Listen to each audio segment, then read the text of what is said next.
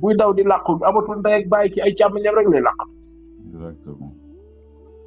ay càmmiñam kon góor rôle boobu mu am muy primauté boobu du ko wàcc moom ba keroog mu fi jóge am na ko ci soxnaam waaye da koo am ci ay jigéenam da koo amaat ci ay jarbaatam auteur bi mu ñu koy expliquer loolu nag je pense que jafewul a comprendre mais gars ñi parfois ni ñu koy bëgg a comprendre rek comme quoi que jigéen da daan diriger une société jigéen non jigéen dañ ko joxoon cëram cër bi sax moo ko moom kenn jox ko yàgg nañ koo teg ci kaw waaye société yi nag ay buur yu góor ay wuur yu góor ñoo fi daan jiite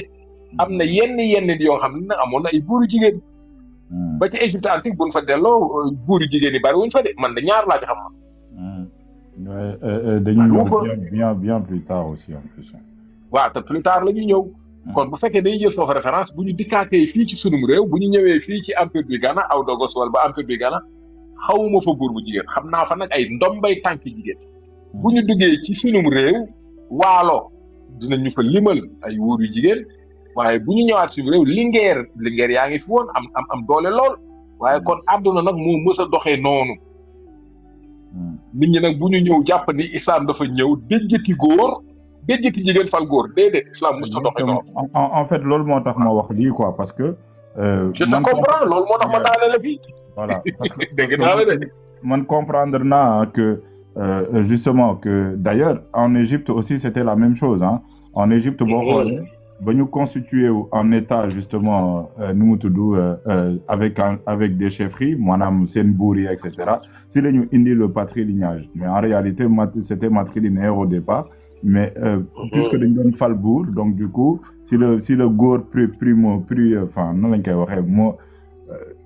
primo c'est ce qu'on dit mooy maanaam si le góor voilà mais en réalité avant du diine wala du leneen moo leen ko indil non c'est parce que da ngay choisir góor buy jiite par essence góor buy jiite forcément lignéem la ñuy topp pour mën a jiite dëkk bi tout simplement donc Sénégal aussi c'est avant post-monarchique c'était ça c'est-à-dire qu'il y avait justement des femmes qui et d'ailleurs même pendant la monarchie il y avait une constitution où les femmes jouaient un rôle très important et essentiel dans la société d'ailleurs loolu la ñuy wax ni mooy les linguères donc il y avait une organisation au sein même de la société sénégalaise qui laissait libre cours aux femmes justement de s'adonner à toutes sortes de commerce et cetera de toutes sortes d'activités de culture en plus dañu amoon seen tool yi bopp ñoom jigéen ñi donc wax ji daal li ma dugg bëggoon leeral mais toi tu l'as compris c'était que du diine moo fi génnee loolu mais que il a fallu justement qu'ils prennent ça quoi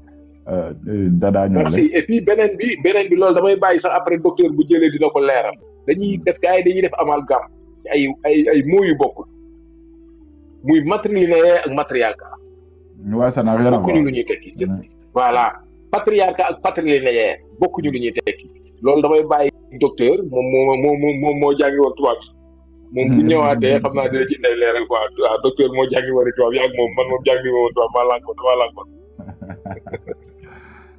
dada soxna dada ñi yëgati nga de maa ngi nuyu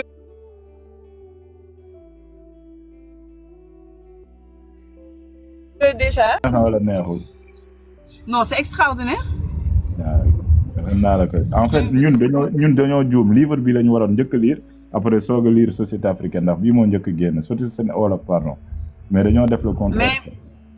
mais mën nañu jàkkaarloo yi tamit maanaam bii du commencement ba bee du fin bi peut-être. exactement. waaw mën nañoo jàkkaarloo mën nañ dem de pair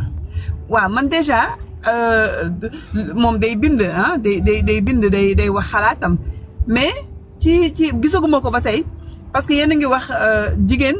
que voilà ku góor ki daf koy yili foofu la ñu toll et que daf ko war a di ko jàppale et que même bu fekkee tu es sa grande sœur moom mooy sa kilifa parce que le respect moom ñëpp koy kii mais foofu am na sew-sew comme ni ko sang Ahmed di waxee ba pare Mansour aussi li ko waajuram wax dafay gën a génne sew-sew bi mooy que ne ci moment foofu nag wàcc nañ suñu aada loolu société africaine ancienne doxaleewul woon noonu les femmes étaient aussi indépendantes financièrement soxlawul woon am problème pour dem ci néeg bi ko càmmiñ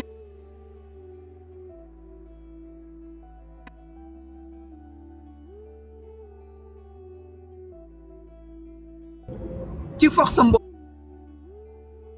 boobu xam nga kooku du yow yaay nekk rakam wala dara pour que nga ñëw te dafa taxaw jàmbaarloo ak maanaam def li na nit ñi dem jàngaat kan mooy Ndata Yàlla ñu xam kan mooy la femme africaine surtout la femme sénégalaise d'accord ma ci auteur bi ci yéen li ngeen wax auteur bi lu mu wax dëgg la mais yéen li ngeen ko andee d'accord ma ci transition bi li ko andi mooy votre compréhension de la religion parce que la religion n'a jamais dit certaines choses mais la compréhension de la société sénégalaise ci bi ñu demee ba évoluer de la chose moo tax ngeen di xalaatee noonu donc ci système féodal boobu ngeen di dund sax d'ailleurs ba léegi moo tax yéen ñëpp ngeen kontaan waa patati patata yéen jolle yi alors que loolu dafa c'est comme si nous on doit être faible dans la société da ngeen ñuy gën a affaiblir ñu faible ba voilà ñun bu ñu amee problème dans une famille dañu war a delluwaat ci suñu néeg ci benn néeg buñ ñu bàyyil quelque part non loolu du Afrique bi nga xamante ne nii jigéen dafa amoon rôle bu am importance jigéen était très indépendante dañu daan diriger am na benn buur boo xam ne Côte d'Ivoire boobu la bokkoon ci jamono jooju c'était une femme kooku beneen Ndata Yàlla la boo xamante ne nii kenn mësu koo gis même boo demee ci société Ibo yi jigéen ñi jusqu'à présent dañu téye ñoom seen kii boobu donc loolu moom bon auteur bi wax na li xew léegi waaye li xew la compréhension de la religion au Sénégal moom moo ko changé dem ba nga xam ne bi hymne yu ñëwee ñu bàyyi Serigne Mbacké Soxna Lo yi andi ay hymne maanaam andi góor ñi seen papa yi dugal ci seen tur yi commencer comprendre noonu société bi commencer affaiblir la femme dans la société sénégalaise ci la mbir mi demee nii moo tax d'ailleurs aujourd'hui bi la femme taxawaatee ba commencer am indépendance financière moo tax bokk na ci li tax suñu sëy yi am ay problèmes parce que pendant très longtemps yéen ñii yarewuñu leen ci noonu dañ leen yar comme quoi voilà la femme doit être faible comme ni ko Mansour waxee même ta sœur néegam rek la am maanaam da ngay yilif maanaam da ngeen yilif ñëpp da ngeen yilif seen ay jabar dugal ci néeg mais même seen sœur bu amaatee problème da ngeen koy yilifaat dugal ko ci néeg vous voyez pas vous respectez pas la position financière de la femme respecté wu leen ko loolu nag c'est la compréhension. En fait là tu vas trop loin en fait le livre il se non mais est-ce que dada pourtant yow li nga wax ni pourtant loolu la auteur bi bind xam naa peut-être dafa am lu la échappé. Non en plus je pense que yow moom dafay jaxase période yi parce que là on parle pas de religion là la fille diine ñëwagu fi de on parle de la non yéen a ko ci andi parce que yéen a tontuwaale ci seen waxtaan yéen a tontuwaale comité man tam ma waxaale ko ci mais bu ñu yemoon ci livre bi rek yéen bu ngeen ci yemoon. man aussi du ma egg foofu. déglul kon déglul auteur bi wax. mais Dada est-ce que. déglul auteur bi wax peut-être Alaaji li may wax. je pense que t'as pas entendu la lecture. non comprendre naa. xam nga man nag jàngal nga bañ laaj système mais yéen a andi diine bi. man tam ma wax ci sinon bu ñu yemoon ci livre bi rek sans tudd diine bi parce que da ngeen doon tontuwaale comité man du ma wax loolu. mënoon naa cee yem rek. Marquent fortement leur relation. Quand ils sont jeunes tous les deux et que la sœur est nettement plus âgée, cette dernière se fait difficilement obéir par son frère au nom de la force virile et de la prééminence sociale masculine. Dès que celui-ci est adolescent, la sœur, même si elle est l'aînée, doit lui manifester du respect. La supériorité masculine, toujours incontestable, en est l'explication. Dans cette société où la patrie-localité a toujours existé et où la patrilinéarité s'est instaurée. Voilà ce qu'il dit. C'est pas moi qui le dis. Léegi nag, man je fais quoi? Je dis aux gens qui nous écoutent, ma ne leen ñii di wax ni Keddo ya Kemiti wax ni diine islam moo fi indi patriarcat loolu existé wul dans la société de la famille traditionnelle sénégalaise wolof de surcroît lii moo fi amoon sœur bi c'est pas moi qui le dis c'est l'auteur sœur bi elle va justement donner un certain respect qu'elle va donner même à son petit frère parce que justement il est vu comme le futur dirigeant de la famille c'est pas moi qui le dis. Et donc ça a toujours existé dans la société wolof et non pas du tout avec l'avènement de la religion musulmane. La religion musulmane est venue trouver cela ici. Donc ça, c'était l'époque justement monarchique. non li nga wax comprendre naa ko de xam nga dafa am sénégalais yoo xam ne boo d'accordul ak ñoom dañu foog ne yow yaa comprendre naa damaa d'accordul ak yow du benn li nga wax noonu dama ci d'accordul ci comprendre non seulement d'accorduma ak yow mais auteur bi li mu wax yow da nga koo wax ci sa xalaat ci di tontuwaale Kimiti moi je pense que mënuñu nekk démb parce que il faut aussi Mansour rappeler na la ko il faut savoir que ca démb ja dañu nekkoon maanaam mbirum ndey nga xam ne sa yaay ci ngay kii sa yaay ci ngay def nii sa yaay loolu wax nañ ko ba pare dafa am sax yenn nekk yoo xam ne ci sa néegu ndey waat ba fii ba nga xam ne yow entre toi et ton frère on te dit même pas ton père on te dit ton frère ñu ne ah bon ñu ne waaye même bu fekkee c'est ton petit frère yow moom mooy après nekk sa kilifa. Abonne-toi s'il te plaît. la ñuy dund jusqu'à présent dañuy wax boo demee ba nga xam ne sa wajur bu góor nekk fi boo defee say frère ñoo lay maye ñoo lay gis la loolu c'est vrai loolu la ñuy dund mais le fait que nga ne diine bi andiwu ko fii et que ñun noonu lañ doon dundee foofu laa d'accord dafa am transition parce que auteur bi dafa wax moom dafa expliquer ni ñu daan dundee waaye arrêté wu ko aussi parce que ñun au Sénégal suñu dund am na benn instant la religion daf ci ñëw installé wu ci mu continuer et puis il a été très honnête ci waxam effectivement loolu la ñuy dund jusqu'à présent mais avant meluñu woon noonu parce que c'est la compréhension de la religion moo ko fi quand même andi il faut le dire beneen bi waaw moment bi l'auteur dit le contraire. Il dit pas que c'est la religion qui l'a ramené. Il dit que ça a toujours été là. Mais on peut pas être à la fois matriarcal et patriarcal en même temps. Non, c'est là que tu comprends pas. La société sénégalaise, ba muy nekk matriarcat amul buur ba mu amee buur la nekk patriarcat bokkul dara ak. non attends musul sax nekk patriarcat matrilinéaire la nekkoon. musul matrilinéaire du matriarcat de matriarcat mooy société boo xam ne ay jigéen rek ñoo fay diri loolu mooy matrilinéaire nag mooy ñiy jiite ci jigéen ñi la ñuy jóge ci ndey la ñuy jóge. Exactement, ça n'a rien à voir avec ñoom bi ñuy bokkul de foofu nag ñu bari dañ koy juum quoi dara. non d'accord mais li ma bëgg a wax maanaam loolu ay mooy la yoo xam ne peut-être comprendre wu ma ko mais li ma xam mooy doomi aadama en Afrique sa ndey dafa amoon importance ci yow ba pare c'était des lingers respectés d'ailleurs on a même eu benn buur boo xam ne ndeyam demoon na remplacer baayam dem xare ji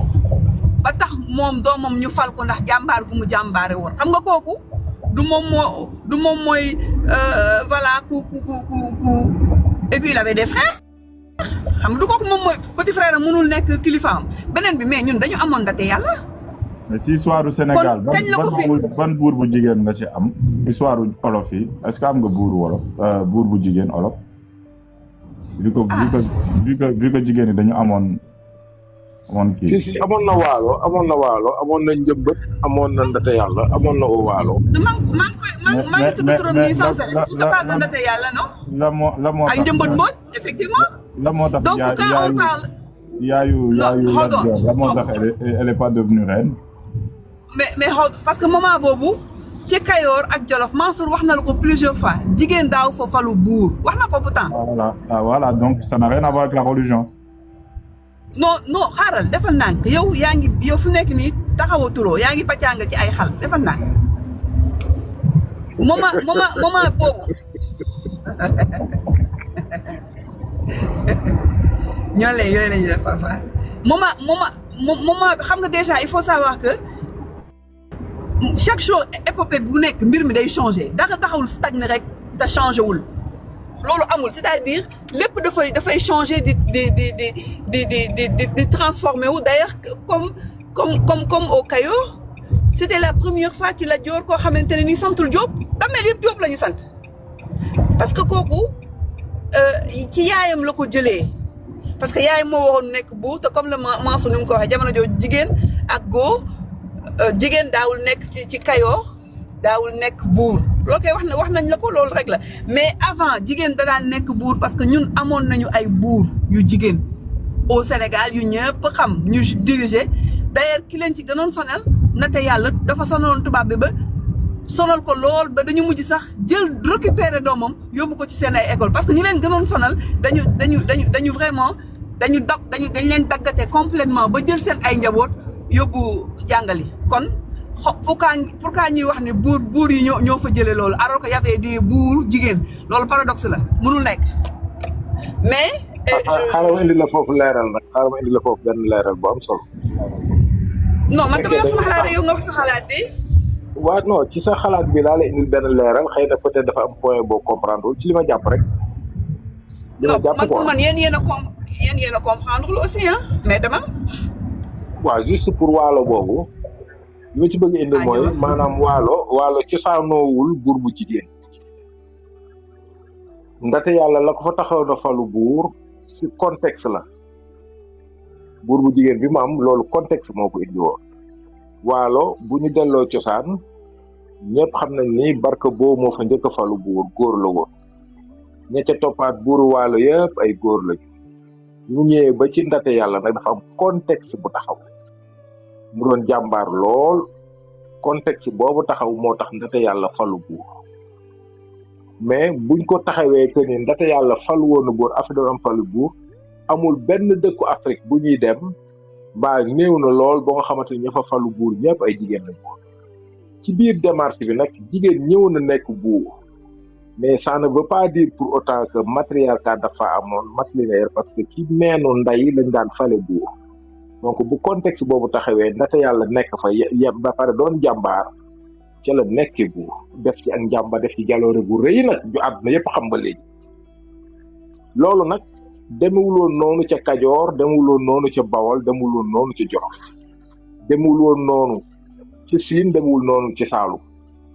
bu ñu delloo ci Siin séeréer yi nga xam ni ñoom matrilinéarité boobu dañ ko fonk lool waaye taxul jigéen ñi daan falu ay buur waaye nag pour nga falu buur faaw nga bokk ci néegu gelawaar yooyu nga xamante ni nii ñoo nekkoon ay jigéenu maasawaali maane jonn ku fa nekk buur nga sant Juuf nga sant Fay nga sant Mbeng nga sant Nduur comme Mbengaan Nduur ñooñu ñëpp ci meññeef woowu la ñu jógee moo tax ñu nekk ay buur mais nag circonstance mën na ñëw le cas de Aline Sitoé Diatta nag laa comprendrewul na la nekkee buur waaye bu ñu génnaatee Afrique dugg fi nga xamante ni moom mooy Bénin gis nañ ay jigéen yi nga xam ne ñoo daan nekk ay soldats les femmes soldats de Béhanzin c'était des femmes tout simplement pour joxe importance bi nga xam ne jigéen yàgg na ko am rôle boobu ci Afrique bu ñu delloo ba ci Égypte antique du ñu fa wàññi ñetti buur yu weesu jigéen ñi mat ñu ñett ci yi ma xam bokk loolu il faut aussi ñu koy rappeler valeur bi ñuy jox jigéen man à ma connaissance mësul changer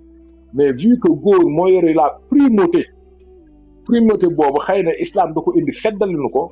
waaye nag noonu lañ daan doxe ñun ci Afrique man ci li ma xam lii rek laa ci bëggoon indi comme leeral quoi. Exactement en fait dañuy.